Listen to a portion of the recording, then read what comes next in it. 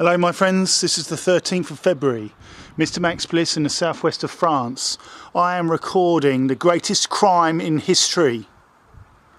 This is an outrageous affront to humanity to try and palm this off as all natural phenomena or something that comes from aeroplanes as harmless.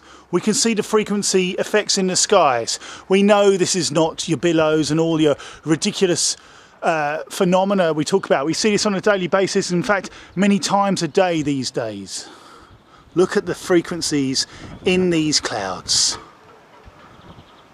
We know that there is a very, very long history of governments lying to its own people, experimenting on its own people, committing illegal wars. Tony Blair, you evil man. David Cameron, Libya, and supplying weapons and funding to these mercenaries in Syria. We know that the French former Foreign Minister Roland Dumas was asked to support an insurgency war in Syria 2 years before the troubles started by the UK establishment. That's a fact. The governments are liars. And the UK Met Office are implicit. I know, they know. They know, I know. This is a fact.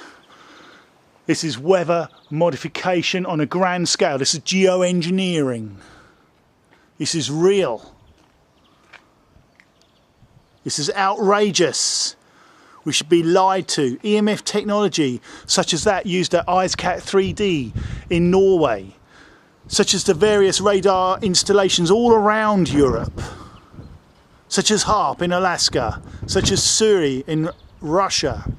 There are many different ionospheric heaters and high-powered radar installations capable of sending these radar waves, these microwaves through the atmosphere now that there's plenty of barium, aluminium oxide, strontium, and I've heard recently but not tested it, uranium hexafluoride.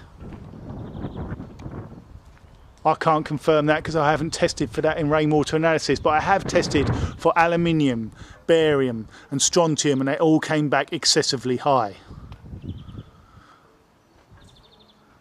This is outrageous. Absolutely outrageous. Just a normal plane there with potentially a normal contrail. Look at that thick, toxic trail. And look at this. Come on! How much longer can governments deny this is going on when this is becoming so blatant, so obvious? Crisscrossing of patterns. This isn't just hot air and cold air cutting and thrusting and rolling the clouds like we're making street clouds or something. This is outrageous. Very unnatural. These are things we never used to see before, especially in the southwest of France where the weather was very, very predictable. You had 4 clear seasons and you had very fine weather. In fact, I live in a region that used to have the highest number of sunshine hours in France. Not anymore, my friends. We've just had 6 weeks solid of rain, and guess what? The next week is rain as well. This is why it's geoengineered. They're bringing in the storm from the Atlantic. They're changing the air pressure so they can steer the jet streams. This is what you can do if you've got the technology. And they've had the technology for many years now. They've known about how to do this since the 1900s. And now they've been putting all their installations into place and building up a huge global infrastructure of technology so they can do this now. It's time to wake up. This is real. This isn't normal. Come on. Think about your holiday pictures you used to see in the southwest of France. This is not normal. This is scientific manipulation of the atmosphere. Look at it. Any doubts whatsoever? Does anyone think that this is natural? And if you do, this is incredible. It's not natural. You must be mad. These trolls from Metabunk and Contrail Science, God, no doubt you'll get a medal from the Queen, but you guys are deluded if you think this is natural. Incredible. And I tell you what, for you guys at the UK Met Office, I hope you get to watch this. because you guys are insane. I've talked to some of you, and when it came down to the nuts and bolts and you couldn't deny that chemtrails was going on anymore, some of you said, oh well, there's too many people on the planet anyway. And that's a fact. Fancy using recycled batteries to get your electrolyte, your barium, recovered through a furnace system so you can use the nanoparticles to spray us. It's not the first time you sprayed, is it? Operation LAC, Project 112. Those are American ones, but also Portadown British ones. Those were in the 50s. A very long history of experimenting on humans, and in many cases without their consultation or consent, just as we are witnessing today. Outrageous.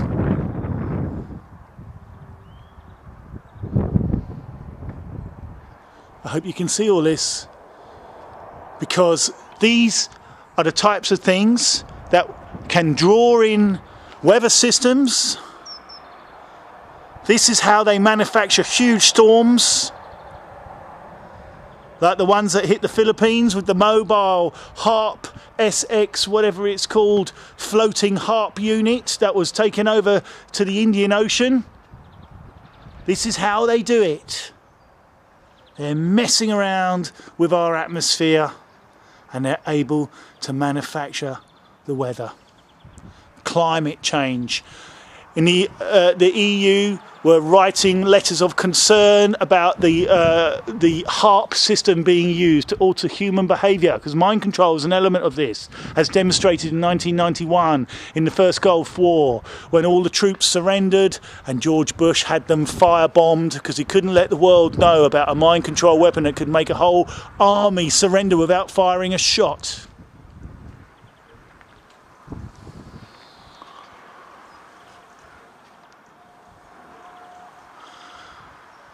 The EU government were concerned about the use of HARP to create climate change, to create earthquakes, like the one in Haiti, like Fukushima, like wherever.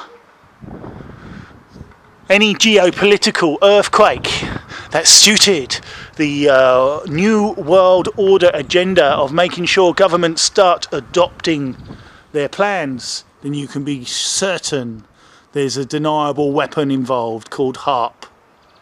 And all these metal particles they spray in the chemtrails, aluminium oxide, barium, strontium, etc., etc., etc., are used to propagate the radar signals and to act as semiconductors and basically to manipulate the environment, the atmosphere.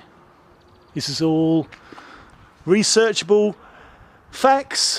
When you got the EU government talking about it in 1999, you know it's not just a conspiracy. When there were treaties made in 1977 about weather warfare, don't forget Operation Popeye, they were extending the rain.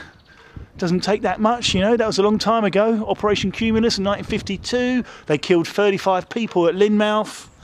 Yet, of course, there were even books written to say that it was just a normal or a freak weather event. It wasn't. It was manufactured, and the government lied about it for 50 years until disclosure came after 50 years.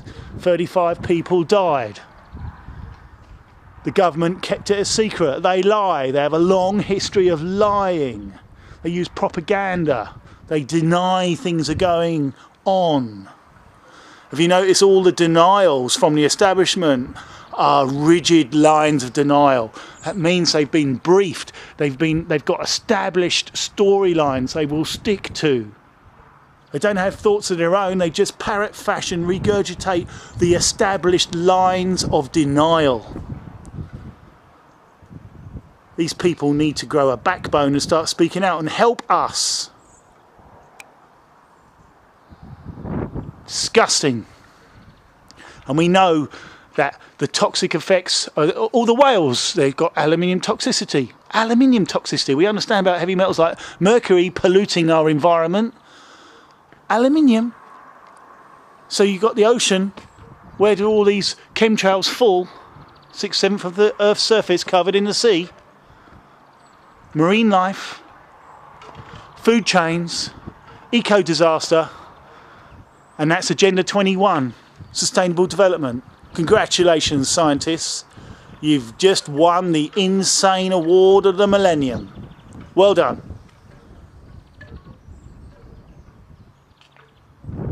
It's time to wake up. It really is time to wake up. Look how it's changed. This is manipulation. This is how they whip up a storm. They're bringing in this Atlantic storm. Steering the jet streams using high frequency or very high frequency EMF frequency modulation. This is what they're doing.